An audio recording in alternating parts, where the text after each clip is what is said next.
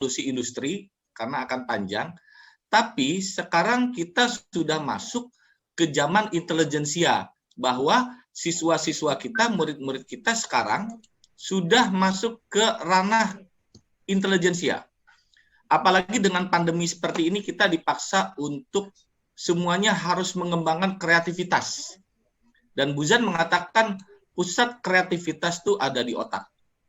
Sudah terbukti bahwa produk-produk yang dekakorn, unicorn, ya, itu adalah proses hasil dari intelijensia.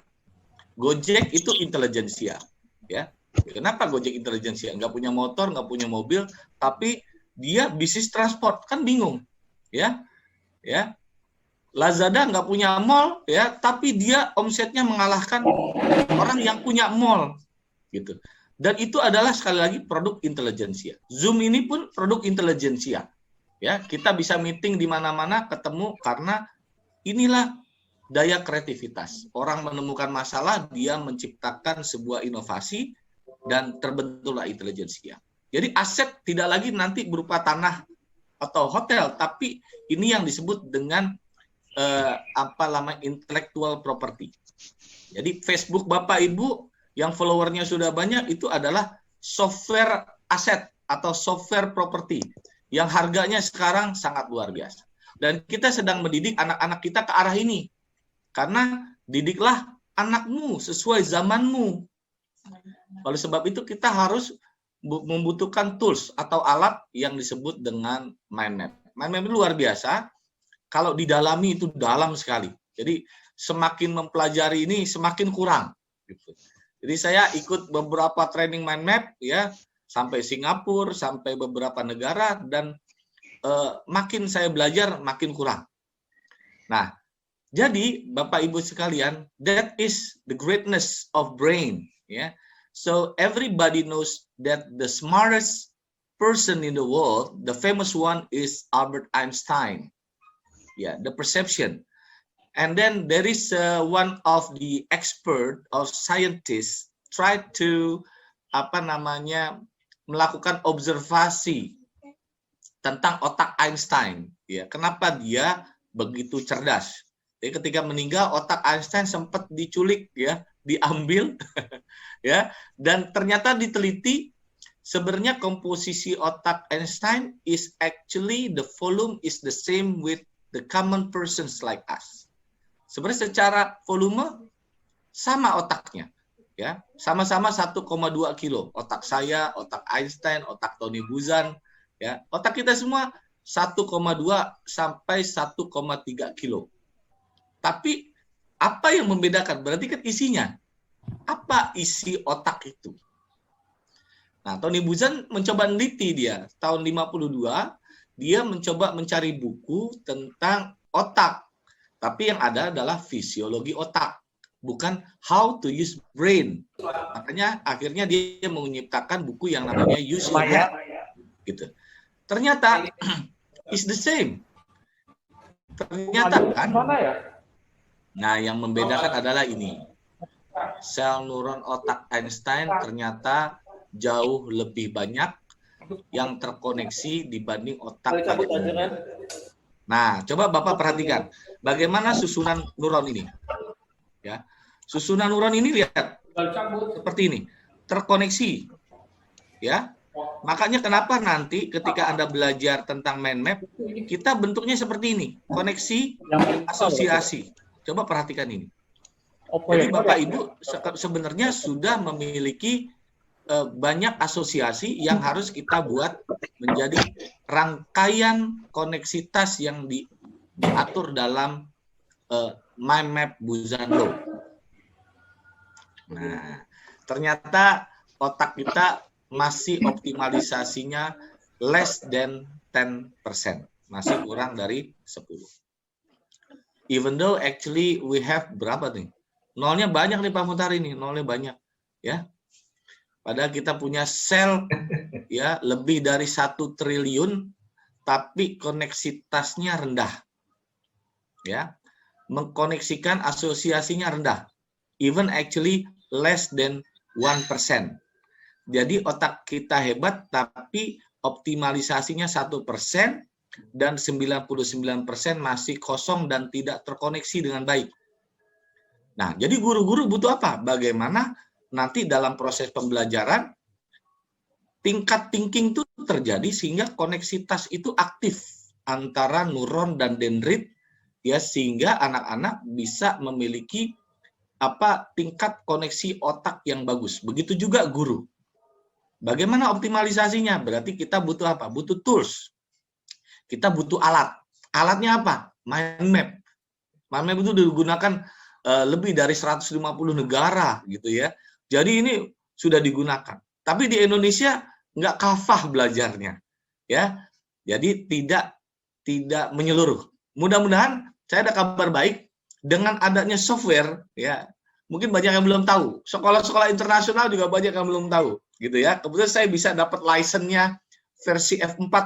Mudah-mudahan ini bisa diaplikasikan, ya. Dan sangat mudah karena kalau menggambar, menulis itu kan lama. Coret-coret dulu pakai tangan, ya.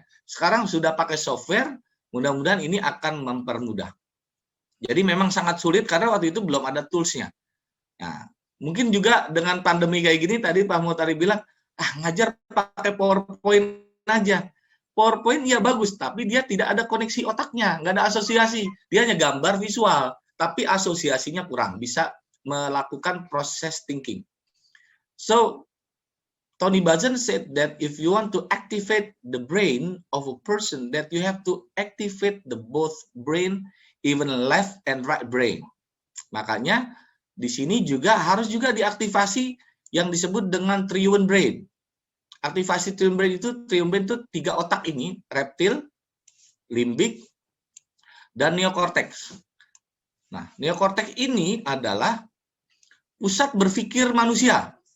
Disinilah anak-anak nanti akan berpikir, bagaimana guru ini bisa merangsang, tanda kutip ya neokorteks. Gitu.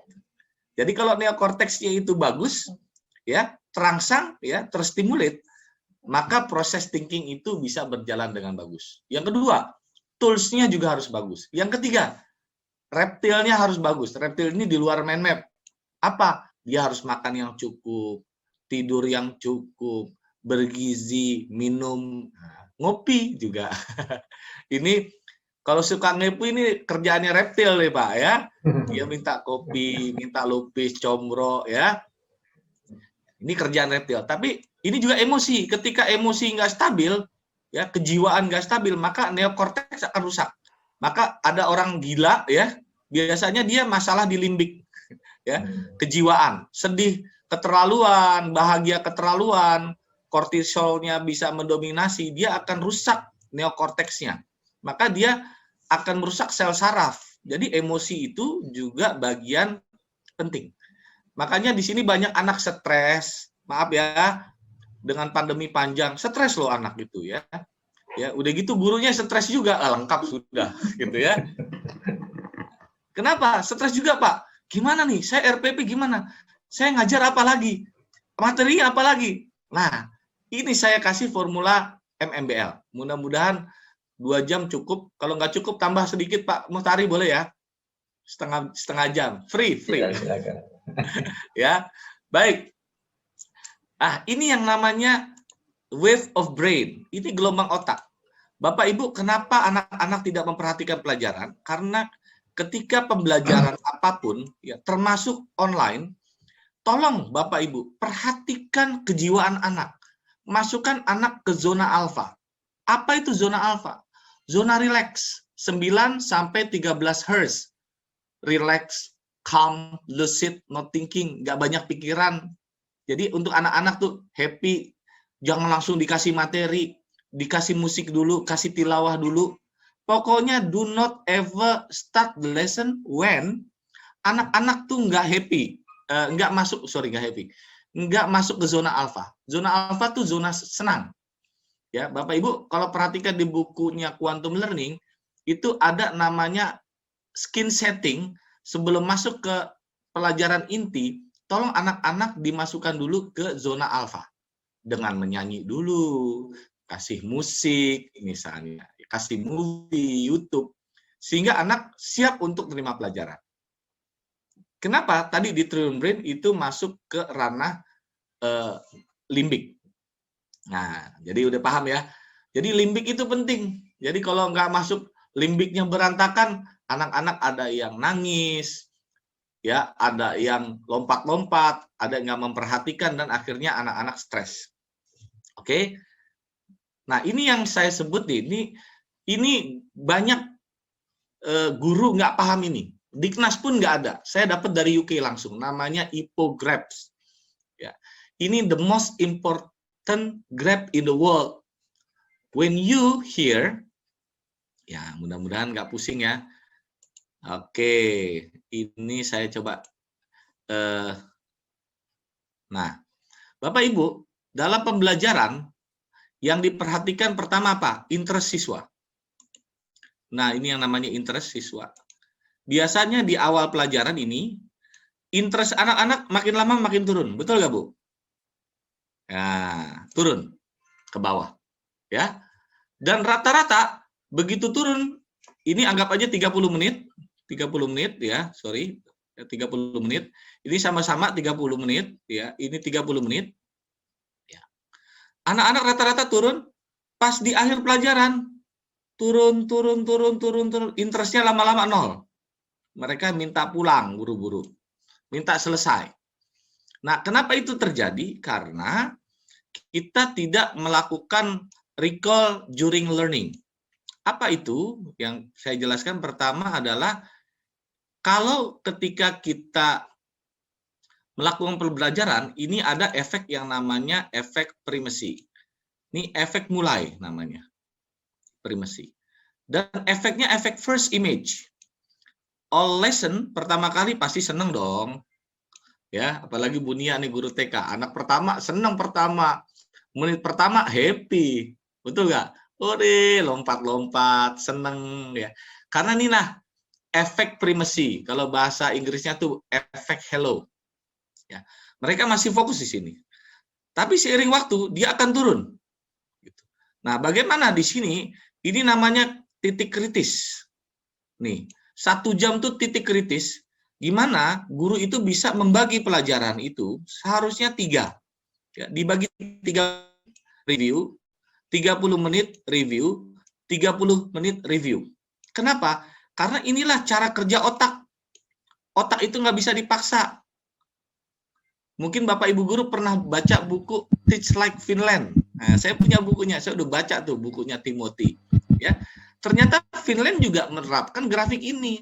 Finland itu kan negara yang paling bagus sistem pendidikannya. Dia nggak banyak mata pelajaran, nggak panjang waktu belajarnya, bahkan 45 menit istirahat. Kenapa? Memang begitu cara kerja otak. Ya, jadi dia menjaga efek primacy. Ketika anak-anak jenuh, ya dia review. Ini dikasih review nih, dikasih jeda, gitu. Ya, dikasih review. Ini dikasih review.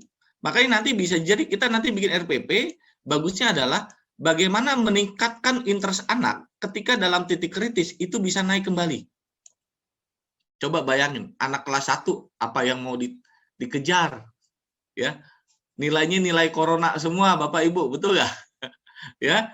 Jadi ya, mereka bisa nyontek, dia bisa belajar di Google. Sumber ilmu itu ada di Google, tapi sumber yang sifatnya human centric itu ada di guru. Kenapa guru nggak bisa digantikan? Makanya kapasitas guru harus terus ditingkatkan, terus belajar, jangan berhenti. Ya, kenapa? Karena guru nggak tergantikan. Tapi guru apa yang nggak tergantikan? Guru yang memahami psikologi anak, yang memahami pendidikan anak. Karena guru sekarang bukan lagi source of knowledge. They can find knowledge anywhere. Ya, tanggal lahir era Kartini, Google, nggak nanya guru. Tapi apa? Ya, interest itu yang, tapi gimana guru bisa efek primacy menjadi efek krisensi yang punya efek bagus. Misal di sini, ketika sampai primacy, tingkat interest anak 90%, ketika closing, ya mereka bisa turun hanya 10%, 80%. Nah itu, kita pengen di ASB kayak begitu. Gimana mereka ketika belajar MIPA, tematik, agama, nah itu tingkat interestnya tuh bagus. Karena itulah quality. Karena sekarang sekolah yang bagus itu bukan sekolah yang gedungnya besar. Yang dirasakan efek langsung orang tua membayar ke sekolah adalah apa? Guru, pembelajaran, change, perubahan. Dan kunci untuk itu adalah bagaimana kita mengupgrade interest dalam setiap pelajaran itu tinggi. Ini efek dari grafik IPO. Nah, guru-guru ASB punya kemampuan terus menjaga rima belajar yang atraktif, yang saya sebut dengan student center. Nah, nanti di MMBL itu ada tekniknya kalau sudah memahami mind map. Oke, semangat? Ya, oke. Lanjut. Nah, Bapak Ibu, makanya Buzan menemukan, berarti gimana? PowerPoint nggak bisa memberikan efek asosiasi. Efek asosiasi itu efek koneksi. Kenapa tadi neuron bentuknya seperti itu? Nyambung, nyambung, nyambung. Makanya otak kita kan ketika ada mobil tuh nyambung. Oh, ada ban. Oh, nyambung. Ketika ada mobil asosiasinya, oh, Toyota. Oh, Toyota Alphard. Oh, Honda. Honda Mobilio. Itu namanya asosiasi. Sepeda motor Yamaha, kemudian Honda, Yamaha ada NMAX, ada Jupiter. Nah, itu efek asosiasi. Makanya bentuknya kenapa seperti ini nanti ya. Efeknya seperti ini. Sorry. Nah, seperti ini. Nyambung. Nah, jadi kenapa dasarnya nyambung ada efek. Kedua, ada efek apa? Imajinasi. Makanya di Buzan nanti ada gambar, picture gitu. Baik, ya. Ini Pak, Bapak Ibu sekalian. Ini yang saya sebut dengan grafik IPO. Nah, ini titik kritis di 1 jam. Mungkin kalau Bunia anak TK itu kurang dari 1 jam titik konsentrasinya. Mungkin Bunia lebih tahu tuh. Mungkin less than 30 minutes. 10 menit dia udah ada yang terlentang. Ada yang udah lompat-lompat, ada yang nggak bisa fokus gitu. Anak TK lebih kurang konsentrasinya. Tapi ingat, tingkat kreativitas kata Buzan, anak TK tuh 75% sampai 90% tingkat kreativitas anak TK. Maka dia suka ada kertas ya, maaf ya, ada kertas. Dia kertas seperti ini misalnya ya. Ada kertas seperti ini ya. Kalau anak SD hanya bisa pakai nulis, paling tidak bikin kapal-kapalan. Tapi kalau anak TK ini bisa dibejek-bejek ya, bisa digigit-gigit ya. Dan sudah berasosiasi dia ini ada suara musik ya, kemudian dia juga selling, ngasih ke anak-anak, dipukul-pukul, itu kreativitasnya tinggi gitu. Jadi beda gitu. Makin tua kita kreativitasnya menurut Buzan itu semakin turun. Bapak Ibu sekalian, kita lanjut lagi. Jadi Tony Buzan mengeluarkan buku yang pertama judulnya Use Your Head. Nah, buku ini yang disebut meledak gitu ya di seluruh dunia, yang akhirnya ini digunakan oleh banyak negara. Akhirnya dia sudah menciptakan banyak sekali buku yang dia akhirnya disebut dengan Bapak Mind Map. Saya lanjut ke Josh Perry. It's about how to use both brain. Jadi Bapak Ibu sekalian, banyak ketika kita proses pembelajaran, ini kita hanya menggunakan satu sisi otak. Ini namanya anchor slide, saya kasih anchor slide. Kenapa? Nah, inilah yang biasa kita lakukan, words. Makanya saya nggak tahu di SD, nah, saya tanya nih, punten Pak Mutari, di SD pakai bukunya, boleh tahu nggak buku apa?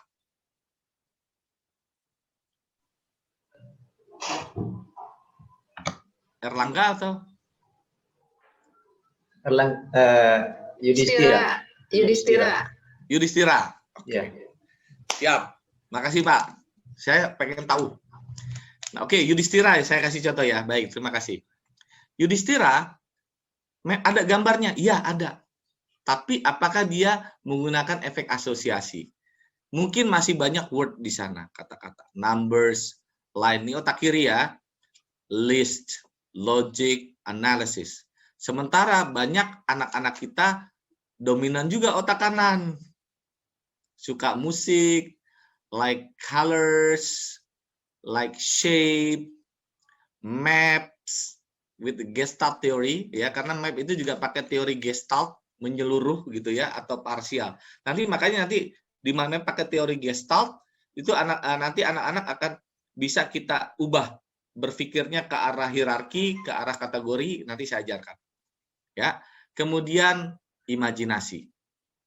Termasuk bengong ya. Jadi kata Buzan, bengong, melamun itu juga bagian dari kecerdasan. Bengong juga harus dihargai karena itu adalah bagian imajinasi, karena banyak penemuan itu hasil dari bengongisasi. Ya, Newton itu juga dari bengong ya. Lihat apel jatuh dia mikir, itu bengong, ya, bengong yang positif ya. Archimedes juga begitu ya, dari hasil ngamatin bengong. Dan itu adalah kerja otak kanan. Nah, jadi it would be better if ini bisa disinergikan antara otak kanan dan otak kiri. Nah, ini bisa zigzag. Nah, yang bisa mensinergikan dua otak kanan itu mind map.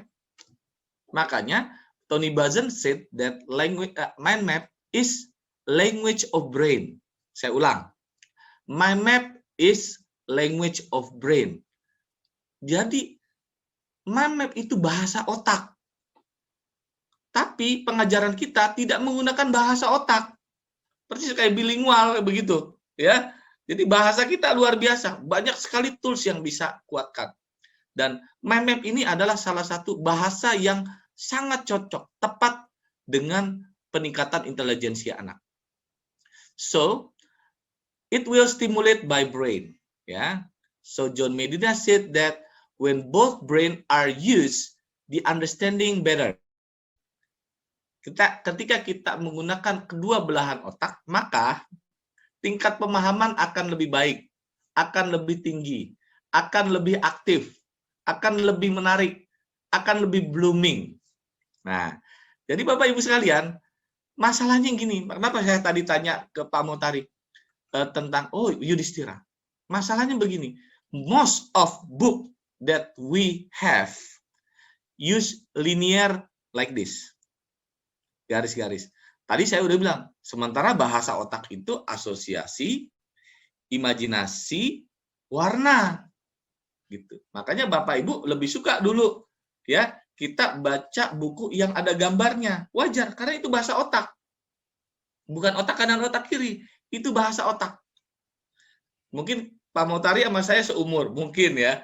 Ketika dulu baca pos kota, paling senang baca pos kota. Ketika ada koran pos kota, yang paling dicari adalah lowongan kerja. Kenapa, Pak? Lowongan kerja. Lowongan kerja. Tapi waktu SD, Pak, nggak nyari kerja, Pak. Kita nyarinya koran doyok, Pak. Betul nggak? Iya. Oh iya. Ya, karena pos kota tuh ada doyok, ada apa lagi? Ali Oncom. Ya, betul. Iya, betul, Pak. Ingat nggak? Iya, betul, ya. Iya, betul. Nggak dibaca berita, langsung lucu. Betul nggak? Itu otak. Ada gambarnya. Seru, gitu kan? Komik juga, ya. Petruk Gareng. Kita suka. Karena itu otak. Apalagi anak-anak kita. Bahkan buku neraka aja, Pak. Ya, kita nakut-nakutin anak pakai buku neraka yang ada gambarnya. Maaf kalau dikasih hadis, tafsir, nggak dibaca sama anak-anak. Dia butuh gambar. Oh, nanti kalau ngomong lidahnya dipotong loh. Terus saya sampai nggak bisa tidur dulu, Pak, waktu kecil. Kenapa? Itu lebih masuk ke anak-anak dibanding dengan buku yang sifatnya linear. Paradoksnya adalah kita maksakan dengan model seperti ini. Dan itu bertahun-tahun. Berpuluh-puluh tahun modelnya gini aja. Saya yakin dengan adanya internet, anak-anak beli buku Yudhistira, misal ya, harganya 600.000 misalnya per semester atau per tahun, saya lupa. Ya, mungkin kalau jumlahnya 1.000 siswanya, Masya Allah, ya, itu bisa berapa miliaran jumlahnya kalau jumlahnya 1.000, ya kan? Kita spend biaya besar, ya, mungkin 600 juta sampai 1 miliar, luar biasa. Untuk buku loh. Tapi bukunya optimal nggak? Rata-rata buku masih bersih, ya. Apalagi dulu sih diwariskan, sekarang buku nggak diwariskan, nggak bisa ke adiknya. Dan buku masih bersih, nggak dicoret-coret dan tidak punya efek primasi dan efek resensi yang melekat di otak mereka. Sebenarnya mereka cuma butuh tools. Paramat, jangan-jangan Paramat tidak mendukung buku, bukan. Tetap pakai buku, tapi bagaimana otak buku itu kita pindah ke dalam bentuk mind map atau radian. Oke, gimana caranya? Nah, ini dia. Kita pindahkan catatan linear ini dalam bentuk kata kunci. Kenapa linear ini bermasalah? Ayo kita coba pelajari sekarang. Ini catatan linear. You see that how many books here? That you have to read a lot of books. That you have to manage your brain with many kinds of book. Anda harus mensistemasi dalam bentuk folder-folder seperti layaknya laptop. Laptop saya bisa 1000 giga di sini. You can imagine, saya ketika harus berbicara manajemen, berbicara akademik, saya bicara harus tentang bilingual, mind map. Kalau nggak difolderkan, ini bahaya, bisa hilang, ya. Jadi data bisa hilang. Nah, seperti ini. Ini tidak tersistemasi yang akhirnya ini tidak memiliki efek berpikir, gitu. Karena sekolah, Bapak Ibu sekalian, here, this is the book that we usually read.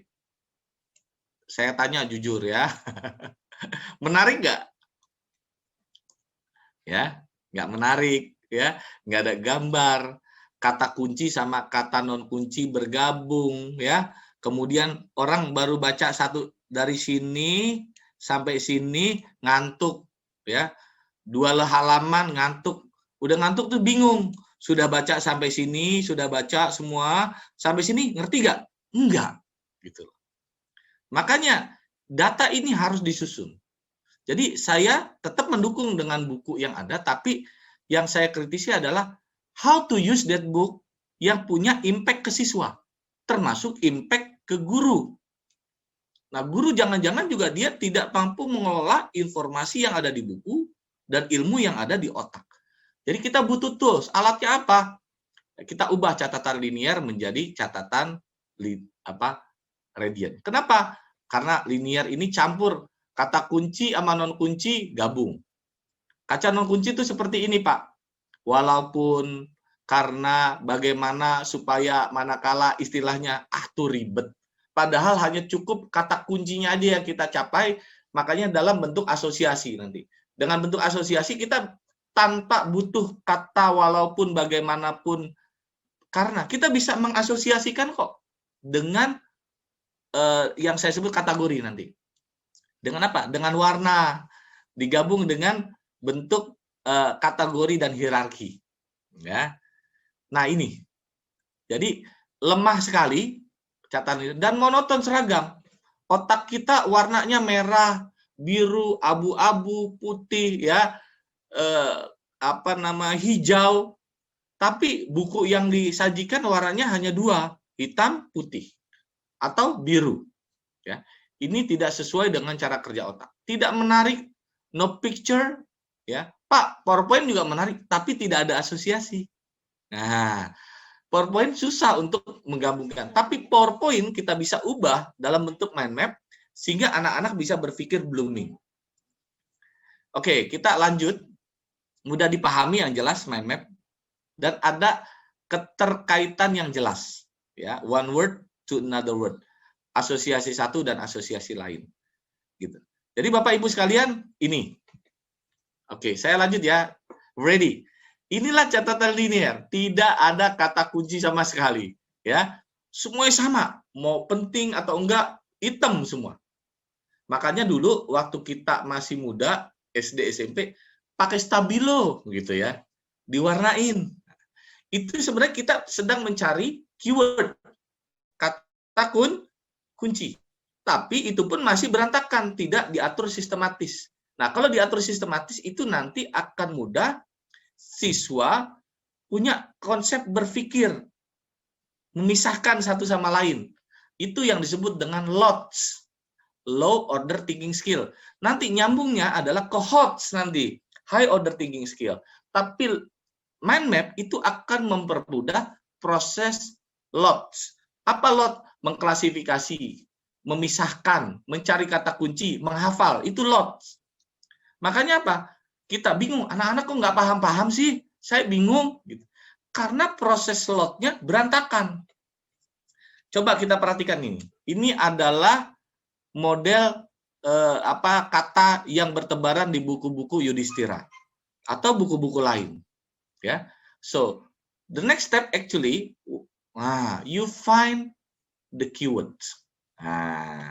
Ada warna merah, ada blue, orange, gray, and others.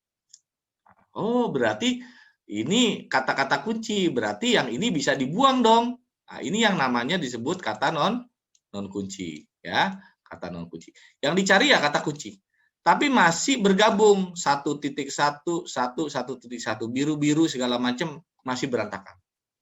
Nah, makanya di sini ketika memilih proses thinking terjadi. Makanya di mind map nanti bagaimana kita bisa menciptakan sebuah pembelajaran dengan proses thinking yang kuat. Karena banyak guru mengajar, tapi anaknya nggak berpikir. Ya, guru mengajar, tapi anak nggak berpikir. Dia tidak terlibat. Dia disuapin. Dia mengawang-awang. Dia daydreaming. Dia makanya dibutuh tools, dikasih alat. Alat itu mind map. Ya, oke. Kemudian mengklasifikasi. Nah, selanjutnya apa Pak Rahmat? Nah, ini kita hilangkan mind map ininya, ya. Oke. Hilanglah kata non kunci. Yang tersisa adalah kata kunci. Tapi masih apa? Masih acak-acakan, ya. Masih belum tersusun. Nah, makanya harus disusun. Nah, jadi anak-anak berpikir nih, oh, ini gabungan A1, 1.1, 1.1, 1.2, 1.1, 1.2, ini 3, 3.1. Ketika anak mengklasifikasikan ini, inilah proses berpikir. Apalagi masa pandemi, ya, kita kan nggak bisa anak TK kita ajak ke taman. Ayo klasifikasikan mana hewan, mana buah. Ayo klasifikasikan warna merah, warna biru. Kita nggak bisa. Nah, dengan adanya software, ya, dengan adanya tools, kita mudah. Ya, anak-anak kita ajak berpikir dalam sebuah dunia mind map yang sangat blooming. Ya. Kemudian ini sudah ada. Nah, kemudian diklasifikasikan dan ini kita ubah dalam bentuk mind map. Jadi Bapak Ibu, kita sekarang intinya adalah mengubah pola pikir. Nah, tadi di buku Yudhistira banyak berpikir linier. Makanya saya sebut tadi catatan linier. Atau lateral, ya. Bisa dengan PowerPoint, ya, hanya dua arah. Kita bisa juga sekarang berpikir blooming. Ini yang saya sebut dengan berpikir radiant. Berpikir apa? Berpikir seperti ini. Memancar segala arah, ya. Dia bisa mengasosiasikan apapun, anak-anak dibiasakan berbicara apapun, kosakata apapun, kemudian dia mengklasifikasikannya. Oke? Jadi jangan dibatasi, ya. Jadi anak-anak tuh punya kosakata yang luar biasa. Tapi alhamdulillah Pak, saya dapat buku karangan Cumin, bacanya Kamin. Ternyata ada teori Pak. Bapak Ibu sekalian, semakin banyak kosakata yang dikuasai anak, anak itu makin cerdas. Koneksitas neuron dendritnya makin aktif. Jadi kalau anak TK tiba-tiba dia berbicara atau nanyanya aneh gitu ya. Kenapa sih Allah nggak kelihatan? Oh, ya kan? Kenapa sih? Itu pertanyaan-pertanyaan cerdas yang jangan dibatasi gitu loh. Sehingga anak-anak itu bisa mengasosiasi. Ya, apalagi kita yang sudah punya banyak pengalaman, ketika saya kasih satu kata, pasti asosiasinya banyak. Mobil asosiasinya itu Honda, Toyota dan segala macam. Saya kasih madu, ya, manis, ya, lebah, langsung ada asosiasinya. Ketika saya kasih kata Al-Azhar, Siva Budi, wah, muncul gurunya, sekolahnya, kurikulumnya, langsung blooming. Ini adalah berpikir radiant. Ini adalah human language. Ini adalah dunianya imajinasi dan asosiasi. Ya, inilah bahasa otak. Jadi ketika saya kasih apel, maka boom, booming. Apel apa? Merah, sehat, diet, Pasar, oh langsung.